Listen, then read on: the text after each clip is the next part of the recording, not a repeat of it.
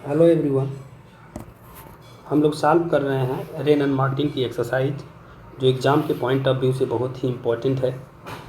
ठीक है, तो इसके पहले वाली वीडियो में हम लोग एक्सरसाइज फर्स्ट, जिसको मैंने 2 पार्ट में सॉल्व कराया है, जो कि हमारे यूट्यूब चैनल पे अपलोड है, उसको आप लोग वहाँ से देख सकते हैं।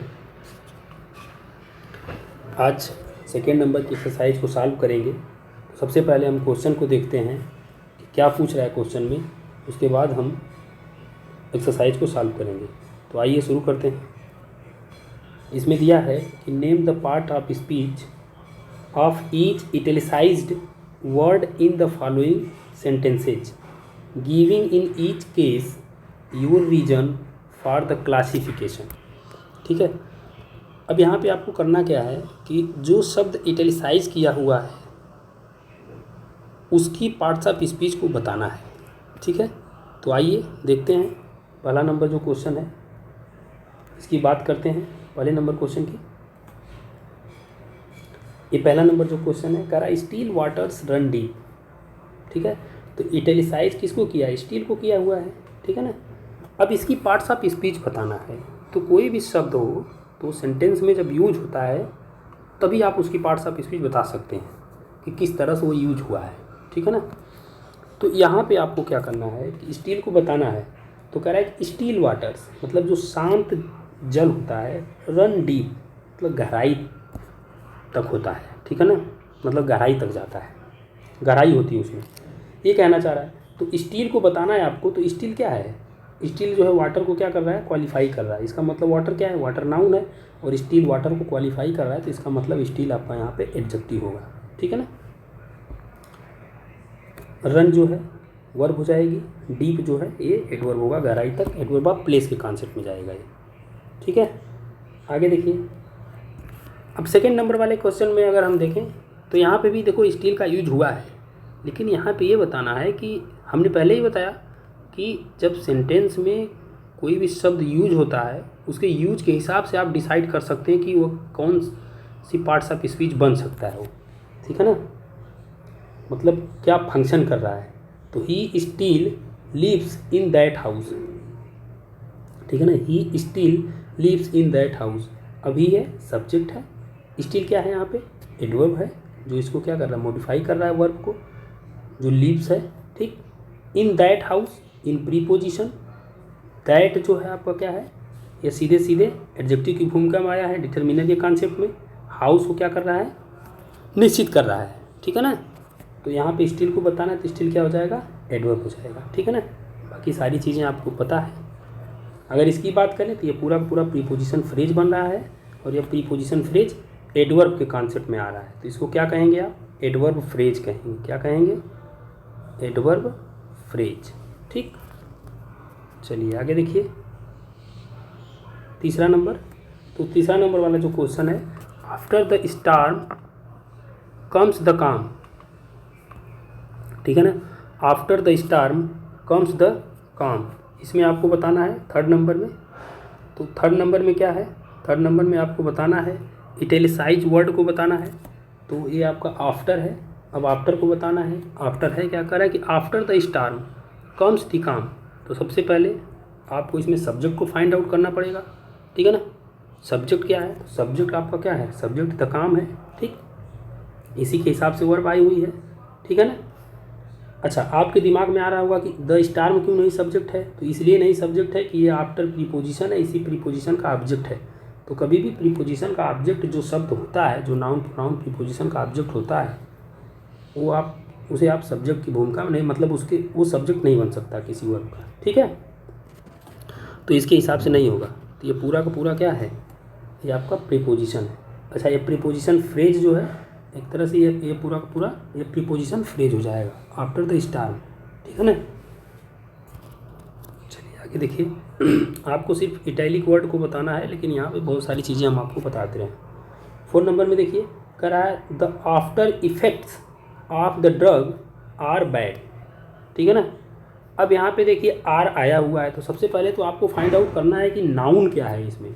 ठीक है ना, किसके हिसाब से आया हुआ है? क्या आफ्टर के हिसाब से आया है, या इफेक्ट्स के हिसाब से आया है, या ऑफ ड्रग के हिसाब से आया हुआ है? ठीक है ना। तो यहाँ पे क्या है, ये पूरा का पूरा एक फ्रेज है यहाँ से यहाँ तक, जिसको आप क्या कहेंगे, नाउन फ्रेज कहेंगे, मतलब सब्जेक्ट की भूमिका में पूरा का पूरा आया हुआ है। लेकिन अगर इसमें हेड वर्ड की बात करें तो आपका हेड वर्ड क्या है, इफेक्ट्स है, ठीक है ना, जिसके हिसाब से यहाँ पे आर आया हुआ है, ठीक। अब आफ्टर को पूछ रहा है तो कह रहा है द आफ्टर इफेक्ट्स, तो आफ्टर क्या हो जाएगा, एडजेक्टिव हो जाएगा जो इसी नाउन को क्वालिफाई कर रहा है, ठीक है ना। और द जो है डिटर्मिनर है, ये निश्चित कर रहा है इफेक्ट को, ठीक है ना। तो ये पूरा का पूरा इस तरह से हो जाएगा आपका। अब यहाँ पे जो आप है, आप क्या है, प्रीपोजिशन है, प्रीपोजिशन का ऑब्जेक्ट क्या हुआ, द ड्रग हुआ, ठीक है ना। तो यहाँ पे नाउन ऑफ नाउन वाला कॉन्सेप्ट आ गया पूरा पूरा, लेकिन ये नाउन ऑफ नाउन वाला कॉन्सेप्ट ये पूरा का पूरा सब्जेक्ट है। अगर इसको अंडरलाइन करके पूछे कि इस सेंटेंस में सब्जेक्ट क्या है, तो सब्जेक्ट आपका पूरा का पूरा है, यहाँ से यहाँ तक नाउन फ्रेज, ठीक है ना। अगर आपसे पूछ दे कि हेड वर्ड क्या है, जो मेन नाउन है जिसके हिसाब से वर्ब आई हुई है, तो क्या हो जाएगा, द इफेक्ट हो जाएगा, द आफ्टर इफेक्ट्स, ठीक। चलिए आगे देखिए, आगे 5 नंबर क्वेश्चन की अगर हम बात करेंगे तो the up train is late, कह रहा है कि जो अप ट्रेन है वो क्या है, लेट है, ठीक है ना। तो द तो अपने ट्रेन के लिए आया हुआ है, जो द आर्टिकल आया हुआ है ट्रेन के लिए आया हुआ है, आर्टिकल नाउन के लिए आता है, ठीक है ना। अप ट्रेन की बात कर रहा है तो अप ट्रेन का मतलब, तो अब क्या हो जाएगा, यहाँ पे एडजेक्टिव हो जाएगा, और ट्रेन को क्या कर रहा है, क्वालिफाई कर रहा है, तो अब को ही आपको बताना है, ठीक है ना। और ये आपका जो है कॉम्प्लीमेंट है। 6 नंबर देखिए, 6 नंबर में क्या करना है, तो 6 नंबर में आपको क्या करना है, बताना है इसको, ठीक है ना। जो इटैलिक है उसी को बताना है आपको 6 नंबर में, ठीक है। चलिए, तो इसमें जो है आपका क्या हो जाएगा, ये आपका क्या है, इट वेक्स, ये आपका वर्ब है, ठीक है ना, क्या है, ये वर्ब है, ठीक। अच्छा, अबाउट की बात करें तो अबाउट क्या है, तो आपको लग रहा होगा कि प्रीपोजिशन है, ठीक है ना, लेकिन फंक्शन यहाँ पे प्रीपोजिशन का नहीं कर रहा है, फंक्शन यहाँ पे एडवर्ब का कर रहा है, ठीक ना। अबाउट ए पाउंड लिखा हुआ है, यहाँ मापतोल की बात हो रही है, तो ए का मतलब क्या होता है, 1 के कॉन्सेप्ट में होता है, और 1 क्या है आपका, ठीक है ना, डिटरमिनर है, ठीक है। डिटरमिनर भी एडजेक्टिव की भूमिका में आते हैं, तो अबाउट ए पाउंड है ना, तो इसलिए अबाउट क्या हो जाएगा, एडवर्ब हो जाएगा, ठीक। इस तरह से भी आप कर सकते हो, और वैसे भी आपको पता है कि जो एडवर्ब है वो क्या करती है, वर्ब को मॉडिफाई करता है, ठीक है ना, तो यहाँ पे एडवर्ब हो जाएगा ये, तो इसको आप ध्यान रखिएगा। आगे देखिए 7 नंबर में क्या कर रहा है कि he told us all about the battle, ठीक है ना, उसने हम सभी को बताया बैटल के बारे में, ऑल अबाउट द बैटल, तो अबाउट को बताना, तो अबाउट यहाँ पे क्या है, प्रीपोजिशन के कॉन्सेप्ट में आया हुआ है, ठीक है, क्योंकि बैटल को यहाँ पे क्या कर रहा है, बैटल ऑब्जेक्ट बन रहा है, इस प्रीपोजिशन का ऑब्जेक्ट बन रहा है अबाउट द बैटल, ठीक है ना। तो 7 नंबर में क्या हो जाएगा, प्रीपोजिशन हो जाएगा, ठीक है। फिर आगे देखिए 8 नंबर को देखिए, तो 8 नंबर में क्या कर रहा है, कह रहा है 8 नंबर में कह रहा है कि he was only A yard of me, ठीक है। 8 नंबर में बताना है, तो क्या हो जाएगा 8 नंबर में, तो जो इटैलिक वर्ड है उसी को आपको बताना है, तो क्या हो जाएगा, वो आपका प्रीपोजिशन होगा, ठीक है ना, ए वाला ऑफ मी, ठीक है ना, तो प्रीपोजिशन का ऑब्जेक्ट है मी, ठीक है ना, तो ये आपका सीधे सीधे क्या हो जाएगा, प्रीपोजिशन हो जाएगा। तो कह रहा है he was only A yard, ठीक है ना, ऑफ मी, तो ये आपका क्या हो जाएगा, ऑफ मी, तो आपको पूछ रहा है, तो आपका मतलब ए प्रीपोजिशन के कॉन्सेप्ट में हो जाएगा, ठीक। चलिए आगे देखिए 9 नंबर में कह रहा है suddenly one of the wheels came of, मतलब कि अचानक एक पहिया क्या हुआ, केम ऑफ हो गया, मतलब निकल गया, ठीक है ना। अब यहाँ पे क्या करना है आपको, 9 नंबर में आपको बताना है ऑफ को, ऑफ इटैलिक वर्ड है तो इसको बताना है, तो ये क्या कर रहा है, इसी को मॉडिफाई कर रहा है, केम को, ये फ्रेजल वर्ब के रूप में पूरा पूरा आया हुआ है, ठीक है। तो ऑफ क्या हो जाएगा, यहाँ पे ऑफ की अगर हम बात करें तो ये क्या होगा, केम ऑफ, ठीक है ना। तो देखो ये पार्टिकल भी आप इसको कह सकते हैं, तो फ्रेजल वर्ब वाले कॉन्सेप्ट में वर्ब के साथ प्रीपोजिशन भी आ सकता है, वर्ब के साथ एडवर्ब भी आ सकता है, और वर्ब के साथ प्रीपोजिशन एडवर्ब दोनों आता है, ठीक है ना। तो यहाँ पे ऑफ क्या है, ये ऑफ जो लिखा हुआ है इसको मॉडिफाई कर रहा है, ठीक है ना, तो एडवर्ब है यहाँ पे। ठीक, क्योंकि इसका कोई ऑब्जेक्ट है नहीं तो प्रीपोजिशन आप कह नहीं सकते, तो इसलिए आपका ये एडवर्ब हो जाएगा। 10 नंबर देखिए, 10 नंबर वाले क्वेश्चन में क्या कर रहा है, कह रहा है Muslims fast in the month of Ramzan. तो मुस्लिम्स नाउन हो जाएगा, सब्जेक्ट होगा, फास्ट क्या है, वर्ब है, in the month of Ramzan, ठीक है ना। तो मंथ ऑफ रमजान की बात कर रहा था, इन प्रीपोजिशन और इसका ऑब्जेक्ट है नाउन ऑफ नाउन वाले कॉन्सेप्ट में, ठीक।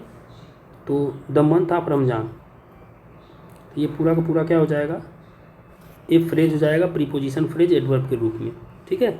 और फास्ट को पूछा है तो फास्ट क्या होगा, वर्ब हो जाएगा। चलिए आगे देखिए, अगला क्वेश्चन है 11 नंबर। 11 नंबर में क्या कह रहा है, 11 नंबर में कह रहा है कि he kept the fast for a week, है ना। तो यहाँ पे भी फास्ट को आपको बताना है, तो द फास्ट लिखा हुआ है, मतलब आर्टिकल आया हुआ है और आर्टिकल नाउन के लिए आता है, तो यहाँ पे फास्ट क्या हो जाएगा, फास्ट आपका नाउन हो जाएगा। ही आपका क्या है, सब्जेक्ट है, ठीक है ना। केप्ट वर्ब है, ठीक। द फास्ट आपका नाउन है, फॉर ए वीक ये प्रीपोजिशन फ्रेज है, एडवर्ब की तरह आया हुआ है, ठीक, फंक्शन एडवर्ब का कर रहा है। चलिए आगे देखिए 12 नंबर। 12 नंबर में क्या कह रहा है, he is on the committee. अब ऑन को बताना है आपको कि ऑन क्या है यहाँ पे, ठीक है ना। 12 नंबर में तो ऑन जो है प्रीपोजिशन है, क्या है, प्रीपोजिशन है, और प्रीपोजिशन का ऑब्जेक्ट क्या है, द कमिटी, ठीक है। तो ये आपका सीधे सीधे क्या है, प्रीपोजिशन है, और प्रीपोजिशन का ऑब्जेक्ट द कमिटी है, ठीक है। तो सिर्फ ऑन को पूछा है तो ऑन को आप क्या बताएंगे, प्रीपोजिशन बताएंगे। अब अगर ये पूरा पूरा प्रीपोजिशन की बात करें तो ये प्रीपोजिशन फ्रेज हो जाएगा, ठीक है, जो कॉम्प्लीमेंट के रूप में आया हुआ है, ठीक। चलिए आगे देखिए 13 number, let us move on, आओ हम चलें, है ना, लेट अस। तो लेट जो वर्ब है वो अपने तुरंत बाद क्या लेती है, ऑब्जेक्टिव केस लेती है, ठीक। इसमें जो है सब्जेक्ट जो यू होता है छिपा होता है, दरअसल आप इसको ऐसे कह सकते हैं, you let us move on, है, तो सेकेंड पर्सन को ही कहेंगे। तो यहाँ पे आपको बताना है 13 नंबर में क्या बताना है, ऑन को बताना है। तो ऑन क्या है, ऑन आपका एडवर्ब है, क्योंकि इसका कोई प्रीपोजिशन का मतलब प्रीपोजिशन आप तब कहते हैं जब उसका कोई ऑब्जेक्ट आया होता, ऑब्जेक्ट है नहीं, तो इसलिए यहाँ पे ये वर्ब को क्या कर रहा है, मॉडिफाई कर रहा है, ठीक। चलो आगे देखो, sit down and rest a while, ठीक है ना। इसमें आपको बताना है ए वाइल को बताना है, ठीक है ना। वाइल की बात कर रहा है तो वाइल क्या है, ए वाइल लिखा हुआ है तो आर्टिकल आया हुआ है, इसका मतलब वाइल क्या हो जाएगा, नाउन हो जाएगा, ठीक है। Sit down and rest a while, तो एंड कंजंक्शन है, एंड से जुड़ा हुआ है, ठीक। आगे देखें 15 नंबर वाले क्वेश्चन में कह रहा है कि I will watch while you sleep. तो आई विल वॉच ये एक क्लास हो गई, ठीक, ये वाइल कंजंक्शन है, उसके बाद एक दूसरी क्लास हो गई, ठीक है ना। तो क्लास का मतलब क्या होता है, क्लास का मतलब ये होता है कि एक सब्जेक्ट और एक वर्ब होनी चाहिए, ठीक है, उसी को आप क्लास कहते हैं, ठीक है। तो अब यहाँ पे ये क्या कर रहा है, ये वाइल है तो कंजंक्शन है, एक क्लास ए वाली है, एक क्लास ए वाली है, ठीक। तो इसलिए वाइल को पूछा है तो वाइल को क्या बताएंगे, कंजंक्शन बता देंगे। अब नेक्स्ट की बात करेंगे, जो नेक्स्ट नंबर है और इस एक्सरसाइज का लास्ट क्वेश्चन है 16 नंबर। They file away their evening with books and games, ठीक है। तो दे फाइल अवे, अब दे क्या है, सब्जेक्ट है, फाइल को पूछा है तो वाइल अवे ये आपका सीधे सीधे क्या है, फ्रेजल वर्ब के कॉन्सेप्ट में आया हुआ है, इसका मतलब वर्ब आप कहेंगे, इसको क्या कहेंगे, वर्ब आप कहेंगे, क्योंकि ये एक्शन भी एक्सप्रेस कर रहा है, ठीक है ना। तो their evenings with books and garments, ठीक है। तो आपका ये सीधे सीधे क्या हो जाएगा, वर्ब हो जाएगा। फिर कह रहा है their evenings with books and games, garments नहीं है, गेम्स है, ठीक है। तो विद क्या है, प्रीपोजिशन है, बुक्स एंड गेम्स ये आपका सीधे सीधे एंड ऐसा कंजंक्शन है जो समान पार्ट्स ऑफ स्पीच को जोड़ता है, ठीक। तो इसी का दोनों ऑब्जेक्ट हो जाएगा यहाँ पे, ठीक है ना। तो चलिए धन्यवाद। अब ये आपकी सेकेंड एक्सरसाइज भी फिनिश हो गई। अगर आपको वीडियो अच्छा लगे तो आप लोग लाइक कमेंट करें, चैनल को सब्सक्राइब करें, ताकि आगे जो भी वीडियो आपको मिले तो उसका नोटिफिकेशन आपके पास पहुंच जाए। धन्यवाद।